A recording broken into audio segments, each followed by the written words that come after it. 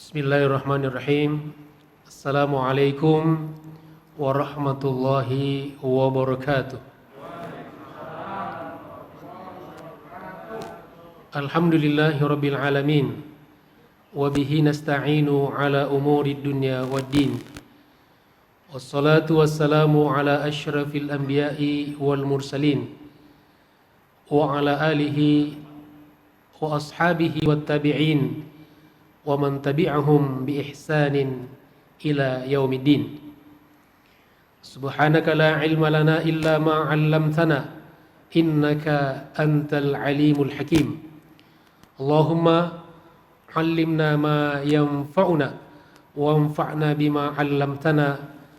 Rabbana zidna ilman warzuqna fahma. Rabbi shrah li sadri wa yassir li amri wahlul 'uqdatam min lisani yafqahu qawli, amma ba'd. Ma'asyiral muslimin wal muslimat rahimakumullah, para asatidz, para orang tua, para tokoh masyarakat, pengurus masjid yang kita cintai ini, serta saudara-saudaraku yang ikut di Zoom. Semoga Allah Subhanahu wa taala senantiasa merahmati dan memberkahi kita semuanya insyaallah. Semoga salawat dan salam Allah senantiasa tercurahkan dan terlimpahkan atas junjungan kita, qudwah hasanah kita dalam segala hal kebaikan, baginda Rasulullah sallallahu alaihi wasallam. Mudah-mudahan di akhirat kelak kita mendapatkan syafaat dan pembelaan beliau. Amin ya rabbal alamin. Jamaah sekalian dirahmati Allah Subhanahu wa taala, tema kita pada pagi hari ini yaitu musuh mengepung kita, apa yang harus kita lakukan. Jamaah sekalian yang dirahmati Allah Subhanahu wa taala, di dalam Al-Quran kita diingatkan bahwa dalam hidup ini kita punya musuh. Siapa musuh kita? Yaitu asyar, keburukan. Keburukan itu adalah musuh, maka kebalikannya adalah al-khair, teman. Di dalam Al-Quran juga kemudian disebutkan beberapa bentuk asyar yang merupakan musuh kita. Dan Al-Quran juga membimbing kita bagaimana kita bersikap terhadap musuh. Paling tidak ada dua sikap awal yang harus kita lakukan menghadapi musuh kita. Yang pertama, kita harus jadikan dia sebagai musuh. Musuh harus dijadikan sebagai musuh. Musuh tidak boleh kita jadikan sebagai teman, ataupun sebaliknya, teman dijadikan musuh. Yang kedua, kita harus berlindung kepada Allah Subhanahu wa taala. Karena hanya dengan pertolongan Allah kita mendapatkan kekuatan sehingga kita bisa menghadapi dan melawan musuh kita dalam kehidupan ini. Jamaah sekalian dirahmati Allah Subhanahu wa taala, pada kesempatan ini kita mengambil 4 jenis musuh yang disebutkan di dalam Al-Quran, yang merupakan pokok-pokok musuh yang terasa sekali telah betul-betul mengepung kehidupan kita, betul-betul telah merusak kebahagiaan kehidupan manusia di dunia dan di akhirat. Apa saja keempat musuh itu? Mari kita kaji secara sederhana, mudah-mudahan bermanfaat insyaallah. Jamaah sekalian dirahmati Allah Subhanahu wa taala. Yang pertama yaitu kejahatan, atau bahasa Arabnya al-jarimah. Kejahatan dan orang jahat itu musuh kita yang pertama. Maksudnya pertama dalam kajian kita ini.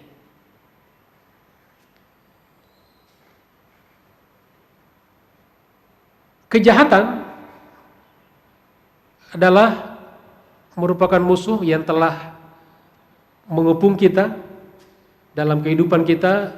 Terasa sekali kita setiap hari mendengar, melihat, bahkan juga mungkin mengalami fenomena kejahatan dalam segala levelnya.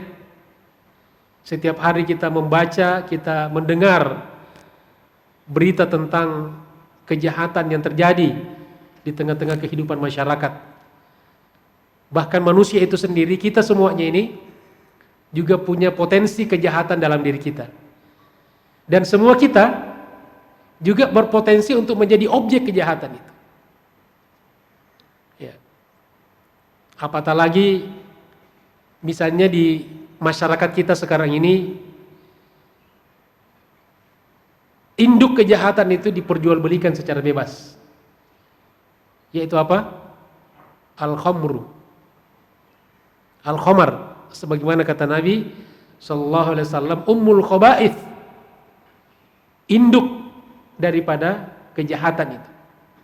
Bayangkan, kita sedang beternak kejahatan. Ya, bagaimana kita bisa melawan kejahatan? Mestinya kita musuhi kejahatan itu, kita tumpas kejahatan itu, tapi justru secara sadar, secara sengaja justru kita ternakkan kejahatan itu dalam kehidupan kita. Ini sebuah paradoks ya yang luar biasa dalam kehidupan kita. Nah, itulah sebabnya jamaah sekalian, terhadap kejahatan ini kita diperintahkan oleh Allah Subhanahu wa taala. Setelah kita diperintahkan untuk menjadikannya sebagai lawan, sebagai musuh, maka kita diperintahkan agar senantiasa berlindung kepada Allah Subhanahu wa taala. Karena kalau kita pikir dari kekuatan kemampuan kita sendiri, rasa-rasanya kita tidak bisa melawan kejahatan yang ada sekarang ini. Kita tidak punya power, kita tidak punya kekuasaan, ya. Sedangkan kejahatan itu ya di-backup oleh kekuatan. Ya, bahkan juga mungkin kekuasaan. Maka Al-Quran memerintahkan kita agar senantiasa memohon perlindungan kepada Allah Subhanahu wa taala dari segala macam bentuk al-jarimah, dari segala macam bentuk kejahatan itu. Hal ini sebagaimana dicontohkan oleh yang pertama Siti Maryam. Maryam ibunda dari siapa? Nabi Isa alaihissalam. Ketika Siti Maryam berlindung kepada Allah Subhanahu wa taala dari potensi kejahatan laki-laki yang datang kepadanya. Ya. Yang ketika itu Maryam belum tahu kalau laki-laki itu adalah jelmaan malaikat, iya kan? Tetapi Siti Maryam sudah berlindung kepada Allah Subhanahu wa taala dari kejahatannya padahal belum jahat. Baru potensi kejahatan. Seorang Siti Maryam berhati-hati menghadapi orang asing. Ya, ini satu pelajaran bagi kita. Kita jangan gampang percaya kepada orang yang belum kita kenal baik. Bagi perempuan jangan ya memasukkan ke dalam rumah orang, apalagi laki-laki yang kita tidak punya hubungan dengan mereka, tidak punya hubungan kerabat, famili dan seterusnya. Siti Maryam sudah berlindung kepada Allah, padahal laki-laki itu belum melakukan apa-apa kepadanya. Hal ini diabadikan oleh Al-Quran di dalam surat Maryam ayat 18. A'udzu billahi minasyaitonir rajim. Qalat Inni a'udzu birrahmani minka in kunta taqiyya. Qalat, dia berkata. Dia siapa? Maryam. Kita sebutkan dengan Siti Maryam. Ada yang pernah protes, "Ustaz, kok Siti?" Siti itu singkatan dari Sayyidati. Jadi Siti itu bukan bahasa Indonesia. Kalau laki-laki Sidi. Tapi kita kurang populer ya kalau di Indonesia nih. Tapi di Mesir laki-laki ya Sidi. Ya Sidi itu bukan sempak ya, bukan. Bukan, Sidi itu Sayyidi. Kalau perempuan Siti, Sayyidati. Ya. Qalat, dia berkata, Siti Maryam, "Inni, sesungguhnya aku, a'udzu, berlindung, birrahmani, dengan Ar-Rahman, Allah yang Maha Pengasih, minka, darimu, dari kejahatanmu," laki-laki yang datang kepadanya, yang sebetulnya dia adalah malaikat. Jadi Siti Maryam berlindung kepada Allah dari kejahatan laki-laki yang belum melakukan kejahatan kepadanya. In kunta taqiyya, jika engkau orang yang bertakwa, pasti kamu tidak bisa atau tidak mungkin melakukan kejahatan. In kunta taqiyya, jika kamu bertakwa. Orang bertakwa tidak jahat. Kejahatan adalah kontra ketakwaan. Dan itu tidak mungkin terkumpul dalam pribadi seseorang, antara ketakwaan dan kejahatan. Jamaah sekalian dirahmati Allah Subhanahu wa taala, yang kedua juga dicontohkan oleh Nabi Musa alaihissalam ketika berlindung kepada Allah Subhanahu wa taala dari kejahatan Fir'aun yang ingin membinasakannya, yang ingin merajamnya, yang ingin membunuhnya. Dan memang Nabi Musa dan Fir'aun sudah berhadapan-hadapan, ya, bermusuhan, musuh bebuyutan. Ya, padahal kekuatannya sebetulnya tidak berimbang. Tapi kekuatan Nabi Musa alaihissalam adalah senantiasa berlindung kepada Allah Subhanahu wa taala. Hal ini diabadikan oleh Allah Subhanahu wa taala di dalam surat Ad-Dukhan ayat 20. A'udzubillahi minasyaitonir rajim. Wa inni 'udtu bi rabbi wa rabbikum. Wa inni 'udtu bi rabbi wa rabbikum an tarjumun. Wa inni, dan sesungguhnya aku, 'udtu, aku berlindung, bi rabbi, dengan atau kepada Tuhanku, wa rabbikum, dan Tuhan kalian. Jadi Nabi Musa pun ketika berdialog kepada musuhnya, kepada Fir'aun, dia juga menyadarkan, mengingatkan bahwa Tuhanmu juga itu sama dengan Tuhan kita. Tuhan penjahat itu juga Allah. Tuhan orang bertauhid dengan Tuhan orang yang musyrik itu sama-sama Allah. Jadi salah satu metode Fir'aun itu dalam mengingatkan Fir'aun, selalu diingatkan bahwa Tuhan kami dan Tuhanmu juga Allah. Yang aku berlindung itu juga Tuhan kalian. Antarjumun, apabila engkau ingin merajamku, apabila engkau ingin membunuhku, ingin membinasakanku. Jamaah sekalian dirahmati Allah Subhanahu wa taala. Yang kedua, musuh yang kedua tadi al-jarimah, kejahatan, dan orang-orang jahat. Kita senantiasa berlindung kepada Allah Subhanahu wa taala dari segala macam kejahatan yang ada pada kehidupan kita ini. Amin ya rabbal alamin. Musuh yang kedua adalah kesombongan dan orang-orang sombong. Kesombongan dan orang-orang sombong. Arogansi dan orang-orang yang arogan dalam segala tingkatannya, dalam segala jenisnya, dalam segala pemicunya. Kan kesombongan itu kan ada pemicunya kan? Ada orang sombong karena hartanya, ada orang sombong karena pangkat dan jabatannya, ada orang sombong karena ilmunya, ada orang sombong karena fisiknya, ada orang sombong karena berbagai macam yang bisa menjadi pemicu atau penyebab daripada kesombongan itu dan melahirkan orang-orang sombong. Di dalam kehidupan kita ini juga orang-orang sombong begitu mendominasi, karena ciri orang sombong adalah dua, batarul haqqi wa ghamtun nas, menolak kebenaran dan merendahkan manusia. Jadi kalau orang sombong itu cenderung untuk tidak mengabaikan undang-undang, mengabaikan aturan-aturan agama sekalipun. Dia meremehkan semua orang, meremehkan semua aturan-aturan, kesepakatan-kesepakatan di tengah-tengah masyarakat, termasuk juga aturan-aturan agama.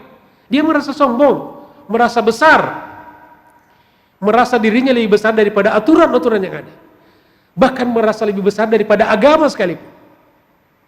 Itulah seperti Fir'aun laknatullahi alaihi, sampai dia mengaku sebagai Tuhan. Ya. Begitu dia sombongnya sampai dia merasa sebagai Tuhan, padahal dia manusia biasa, lemah, dia sakit dan juga akhirnya mati. Maka kesombongan ini adalah musuh kita, musuh dalam kehidupan, dan karena itu kita diperintahkan untuk senantiasa menjadikannya sebagai musuh dan senantiasa kita berlindung kepada Allah Subhanahu wa taala dari kesombongan dan orang-orang sombong. Sebagaimana dicontohkan oleh Nabi Musa alaihissalam ketika berlindung kepada Allah Subhanahu wa taala dari semua orang sombong. Semua orang sombong dan termasuk Fir'aun. Nabi Musa mencontohkan kepada kita. Beliau pun yang Nabi senantiasa berlindung kepada Allah dari kesombongan itu. Jangan sampai kesombongan menguasai kita. Jangan sampai kesombongan mengatur kehidupan kita. Jangan sampai orang-orang sombong yang mengendalikan kehidupan kita.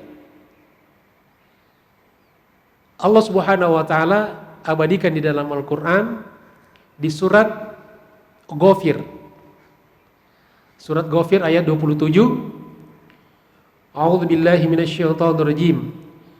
Wa qala Musa inni 'udtu bi rabbi wa rabbikum min kulli mutakabbirin la yu'minu biyaumil hisab.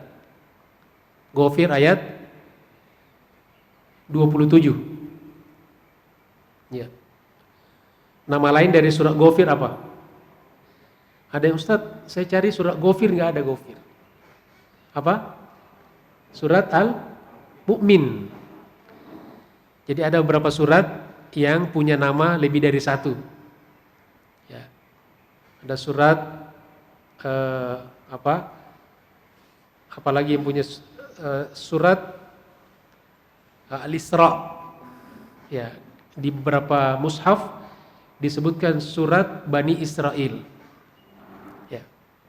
Surat Ghafir adalah surat Al-Mu'min ayat 27. Wa qala Musa, dan berkata Nabi Musa, Inni, sesungguhnya aku, uttu, aku berlindung, bi Rabbi, dengan Tuhanku, wa Rabbikum, dan Tuhan kalian. Seperti pada ayat sebelumnya kan. Jadi ini kata ulama metode dakwah. Salah satu metode dakwah Nabi Musa alaihissalam mengingatkan akan rububiyah Allah sampai kepada musuh bebuyutannya, sampai kepada Fir'aun sekalipun. Ya. Jadi tidak apa-apa orang jahat pun harus kita ingatkan, kamu itu akan mati, kamu akan ada hari akhirat. Ya. Ingat kepada Allah. Dan fitrah manusia itu merasa ada Tuhan. Makanya sebetulnya tidak ada orang yang ateis, anti Tuhan. Ya. Makanya Nabi Musa selalu mengingatkan itu sampai kepada orang yang mengaku Tuhan sekalipun.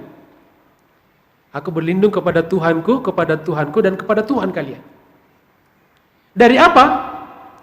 Min kulli mutakabbirin. Dari setiap orang takabur, orang sombong. Ya, ini nakirah. Siapa saja? Termasuk Fir'aun. Siapa saja, di mana saja dan kapan saja. Pokoknya berlindung kepada Allah dari setiap orang sombong dan tentu sifatnya, sifat kesombongan itu. Arogansi itu. Arogansi kekuasaan, arogansi ekonomi, arogansi politik, arogansi apapun. Lalu Allah Subhanahu wa taala juga ingatkan di dalam ayat ini bahwa salah satu faktor yang memicu munculnya sifat arogansi, sifat kesombongan yang menolak kebenaran dan merendahkan manusia dan memunculkan sosok-sosok orang-orang sombong dan orang-orang arogan seperti Fir'aun misalnya, disebutkan oleh Allah la yu'minu biyaumil hisab, karena mereka tidak beriman, tidak percaya kepada hari hisab, hari perhitungan, hari pembalasan, hari kiamat. Karena bagi mereka berkata, mereka meyakini bahwa hari kiamat itu, hari hisab itu hanyalah ramalan-ramalan. Iya. Hanyalah hayalan-hayalan orang-orang katanya yang mereka pun sendiri belum pernah ketemu. Ada nggak orang mengatakan seperti itu? Ya. Mana orangnya? Ya banyak orangnya. Ya. Dia mengatakan cuma khayalan saja. Ya. Kita doakan mudah-mudahan orang-orang seperti itu segera dipertemukan oleh Allah Subhanahu wa taala dengan apa yang mereka dustakan itu. Itu yang memunculkan kesombongan itu. Sehingga arogan. Maka kita berlindung kepada Allah Subhanahu wa taala dari sifat sombong dan orang-orang sombong. Jamaah sekalian dirahmati Allah Subhanahu wa taala. Kemudian musuh yang keberapa? Yang ketiga, yaitu kebodohan dan orang-orang bodoh. Kebodohan dan orang-orang bodoh. Ini juga salah satu musuh yang nyata dalam kehidupan kita dari dulu sampai sekarang. Apalagi sekarang ini kita betul-betul dikepung oleh musuh kebodohan dan orang-orang bodoh. Ya. Orang-orang bodoh yang berkuasa, yang mengendalikan ekonomi, yang mengendalikan politik, yang bisa mengendalikan kehidupan kita. Maka kita dibodoh-bodohi. Ya. Bayangkan kalau orang bodoh yang berkuasa, orang bodoh yang memimpin kita. Orang bodoh yang memegang ya suatu kekuasaan. Bagaimana akibatnya itu? Maka jelas Al-Quran mengatakan dia adalah musuh. Dan kita harus jadikan sebagai musuh. Dan selain kita jadikan sebagai musuh, maka di antara caranya adalah kita disuruh untuk senantiasa berlindung kepada Allah Subhanahu wa taala dari kebodohan dan orang-orang bodoh. Makanya kita disuruh belajar kan. Apapun yang kita lakukan kita harus berdasarkan dengan ilmu. Ya, bahkan iman pun didahului dengan ilmu. Fa'lam annahu la ilaha illallah. Tauhid pun, iman pun harus dibimbing oleh ilmu. Ya, jadi kesolehan itu tidak muncul dengan sendirinya. Harus berdasarkan ilmu, bimbingan ulama. Ya, apatah lagi pekerjaan-pekerjaan duniawi pun butuh ilmu. Apapun yang kita lakukan harus dengan ilmu. Maka kita disuruh untuk senantiasa berlindung kepada Allah Subhanahu wa taala dari kebodohan, termasuk orang-orang bodoh, termasuk proses pembodohan. Ya, kita sekarang mengalami proses pembodohan di dalam kehidupan kita ini. Ya, penyebaran berita-berita bohong itu kan pembodohan. Ya, janji-janji palsu itu kan pembodohan. Betul nggak? Ya. Sebagaimana dicontohkan oleh Nabi Musa alaihissalam, lagi-lagi Nabi Musa nih. Makanya Nabi Musa ini luar biasa, ya namanya hampir disebutkan dalam setiap surat. Nabi yang paling banyak, yang paling viral sebetulnya nama itu adalah Nabi siapa? Nabi Musa alaihissalam. Ya, karena begitu luar biasa berhadapan-hadapan dengan Firaun. Banyak pelajaran. Umatnya juga paling bandel gitu kan. Ya. Hal ini dicontohkan oleh Nabi Musa alaihissalam ketika berlindung kepada Allah Subhanahu wa taala dari kebodohan kaumnya. Ketika Nabi Musa mengingatkan pada kaumnya Bani Israel, mengajarkan kepada mereka syariat perintah Allah, menyembelih sapi betina. Ya. Lalu apa respon kaumnya? Kaumnya mengatakan Nabi Musa menjadikan mereka bahan olok-olokan. Orang amar ma'ruf nahi mungkar justru dianggap orang salah. Orang yang berdakwah menegakkan kebenaran dianggap mengolok-ngolok. Sementara orang yang jelas-jelas menistakan agama didiamkan. Ini juga ironis nih. Betul. Allah abadikan di dalam surat Al-Baqarah ayat 67. A'udzubillahi minasyaitonirrajim. Wa idz qala Musa liqaumihi. Dan ingatlah tatkala Nabi Musa alaihissalam berkata kepada kaumnya, menyeru berdakwah kepada kaumnya. Apa kata Nabi Musa? Innallaha, sesungguhnya Allah, ya'murukum, memerintahkan kepada kalian. Ini kan perintah syariah kan? Diperintahkan apa? Antadbahu baqarah, agar kalian menyembelih sapi betina. Itu saja disampaikan Nabi Musa. Nabi Musa kan tidak ngarang-ngarang. Ini bukan perintah pribadi Nabi Musa. Perintah dari Allah. Wahyu dari Allah. Kenapa sapi? Ya ada hikmahnya kan? Ya itu urusan Allah. Allah menyuruh kalian menyembelih sapi. Itu perintah wahyu. Tapi bagaimana respon umatnya? Bagaimana respon Bani Israel? Qalu, mereka merespon dengan tegas. Atattakhiduna huzwa? Apakah engkau akan menjadikan kami sebagai bahan olok-olokan? Coba bayangkan bagaimana bandelnya Bani Israel. Nabi dianggap mengolok-olok. Ya. Qalu atattakhiduna huzwa? Apakah engkau akan menjadikan kami sebagai bahan olok-olokan, bahan ejekan? Maka mendengarkan itu Musa pun merespon. Tidak tinggal diam. Karena ini respon negatif. Maka Nabi Musa menegaskan, qala.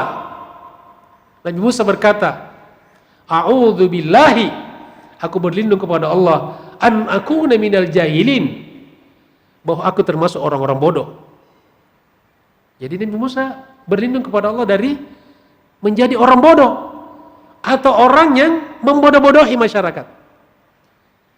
Dan salah satu ciri berdasarkan ayat ini, salah satu ciri orang yang bodoh adalah menjadikan agama sebagai bahan ejekan, menjadikan agama sebagai bahan olok-olokan. Jadi kalau ada orang menista agama, ada orang menjadikan syariat atau syiar Islam sebagai bahan olok-olokan, termasuk bahan tertawaan, maka itu bagian dari kebodohan. Maka kita jangan ikut-ikutan. Justru kita diperintahkan untuk senantiasa berlindung kepada Allah dari segala macam bentuk kebodohan dan orang-orang bodoh.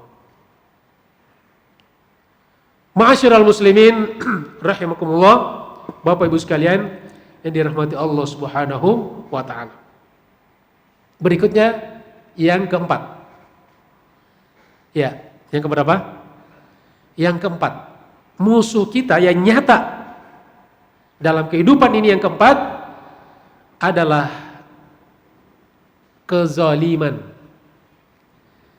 dan orang-orang zalim. Ya, kezaliman dan orang-orang zalim itu pun musuh kita. Kita harus jadikan sebagai musuh dan kita harus berlindung kepada Allah Subhanahu wa taala dari kezaliman dan orang-orang zalim.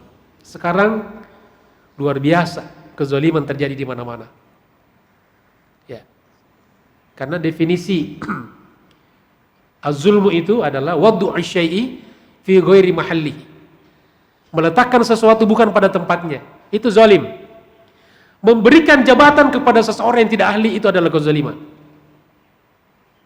Betul. Kita mengerjakan suatu pekerjaan yang kita tidak memiliki ilmunya, itu zalim. Wad'u syai'i fi ghairi mahallihi. Meletakkan sesuatu yang bukan pada tempatnya adalah kezaliman. Sekarang ini luar biasa. Makin luar biasa. Kezaliman terjadi di mana-mana. Ya, banyak hal yang mestinya tidak seperti itu tapi dibegitukan. Ini kezaliman luar biasa. Maka itulah yang mengusik, yang merusak tatanan kehidupan umat manusia, yang merusak kebahagiaan dunia dan akhirat kita. Maka kita disuruh untuk menjadikannya sebagai musuh, ya, kezaliman dan orang-orang zalim. Nah, termasuk kezaliman yang disebutkan dalam Al-Quran adalah segala macam bentuk kemaksiatan. Itu kezaliman. Jadi kezaliman itu bukan hanya mengambil hak orang, ya, bukan itu saja kezaliman, tapi termasuk dosa dan kemaksiatan. Karena kita melakukan sesuatu yang tidak pantas kita lakukan. Ya. Maka kita disuruh untuk senantiasa berlindung kepada Allah Subhanahu wa taala dari segala macam bentuk kezaliman dan orang-orang zalim. Sebagaimana dicontohkan oleh tadi Nabi Musa, sekarang Nabi Yusuf alaihissalam. Yaitu ketika Nabi Yusuf, Nabi yang terganteng, ya, laki-laki paling cakep. Kalau perempuan paling cakep siapa? Paling cantik. Dua wanita tercantik di dunia. Siapa? Pertama, Siti Hawa. Ya, Siti Hawa. Pernah lihat fotonya? Saya juga belum pernah. Tapi ada dalam riwayat. Yang kedua, yang sama cantiknya dengan Siti Hawa adalah siapa? Siti Sarah. Istrinya Nabi Ibrahim. Ya. Jadi yang melahirkan siapa? Anaknya Yakub. Ya, Siti Sarah melahirkan Yakub. Istri berikutnya, istri keduanya adalah Hajar, itu yang melahirkan Ismail, orang Arab. Ya, makanya orang-orang yang dari keturunan Siti Sarah itu cakep-cakep di mana orang Arab. Kalau orang Arab rada-rada hitam gitu kan. Ada hitam manis, hilang manisnya tinggal hitam. Ya, Afrika itu kan, itu hitam manis, tapi lama-lama hilang manisnya tinggal hitam. Kalau laki-laki Nabi Yusuf. Dalam satu riwayat dikatakan kalau kegantengan itu ada 100%, 90% itu dimiliki oleh Nabi Yusuf alaihissalam. Jadi yang 10 itu kita bagi-bagi nih. Ya, Pak Eko berapa persen nih? Ya. Makanya ya, semua perempuan tergila-gila kepadanya. Termasuk ibu angkatnya. Nah, hal ini diabadikan oleh Allah Subhanahu wa taala di dalam Al-Qur'an di surat Yusuf. Ada tadi surat Maryam, surat Yusuf. Ayat 23. A'udzubillahi minasyaitonir rajim.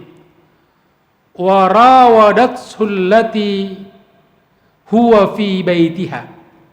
Bahasa Al-Qur'an luar biasa. Balaghahnya itu luar biasa.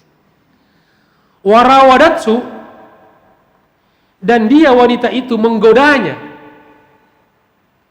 Jadi menggoda yang tidak pernah, kan ada orang goda-goda cuma goda-goda biasa. Kalau rawadat itu menggoda yang sangat sungguh-sungguh.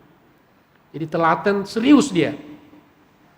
Kalau maaf nih, kalau ada perempuan lewat, ada laki-laki goda-godain, halo gitu kan, itu kan bukan biasa itu mah. Ya. Dan dia wanita, dan biasanya yang menggoda itu laki-laki kan. Ini perempuan. Dan dia wanita itu, yaitu siapa yang kita tahu? Sulaikha. Menggoda dianya kembali kepada Nabi Yusuf alaihissalam. Allati hiya fi baitiha. Yang dia itu, perempuan itu, laki-laki itu ada di rumahnya perempuan itu. Coba bahasanya. Artinya dia menggoda laki-laki yang serumah dengan dia. Karena Nabi Yusuf tinggal di rumah Sulaikha kan? Sebagai anak angkat sebetulnya. Ya. Dan dia tidak sekedar menggoda. Sudah ada langkah-langkah konkret. Ya. Bayangkan Bapak Ibu sekalian, ini di rumah, ya.